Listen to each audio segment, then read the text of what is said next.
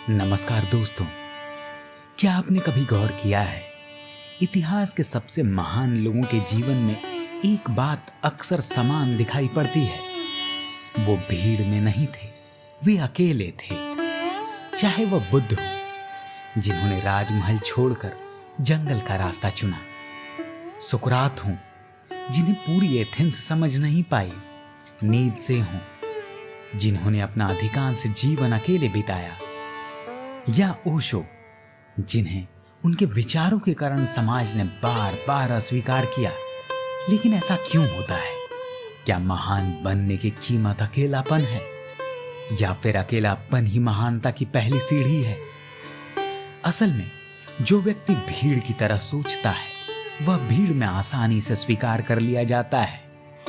लेकिन जो व्यक्ति प्रश्न पूछता है, जो परंपराओं को चुनौती देता है, जो सच की तलाश करता है, वह अक्सर लोगों को असहज कर देता है। लोग उस व्यक्ति से डरते हैं जो उन्हें सोचने पर मजबूर कर दे। इसीलिए तो इतिहास में नए विचार सबसे पहले विरोध का सामना करते हैं, फिर उनका मजाक उड़ाया जाता है और अंत में वही विचार समाज को बदल देते हैं। महान लोग अकेले इसलिए नहीं होते कि उन्हें लोगों से नफरत होती है। वे अकेले इसलिए होते हैं क्योंकि उनके भीतर की आवाज भीड़ के शोर से अधिक स्पष्ट सुनाई देती है। बुद्ध ने कहा था कि अपना दीपक स्वयं बनो। इसका अर्थ केवल आत्मनिर्भर होना नहीं था, इसका अर्थ था कि सच की यात्रा तुम्हें स्वयं करनी पड़ेगी। कोई भीड़ तुम्हें वहां तक नहीं ले जा सकती। नीत्शे ने भी लिखा था, जिस दिन तुम उड़ना सीखोगे उस दिन तुम्हें लोग अजीब समझने लगेंगे। तुम सामान्य सीमाओं से ऊपर उठते हो तो लोग तुम्हें समझने के बजाय तुम्हारा मूल्यांकन करने लगते हैं।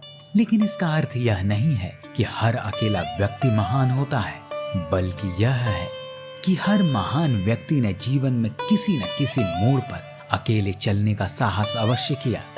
अकेलापन कमजोरी नहीं है। यदि उसी अकेलेपन में तुम स्वयं को पहचान लो तो वही अकेलापन तुम्हारी सबसे बड़ी शक्ति बन सकता है। याद रखो, भीड़ तुम्हें पहचान दे सकती है लेकिन चरित्र नहीं। चरित्र हमेशा अकेलापन की भट्टी में ही तैयार होता है। आशा करता हूं कि यह विचार आपको पसंद आया होगा। अगर विचार पसंद आया हो तो चैनल को सब्सक्राइब करना ना भूलें। धन्यवाद।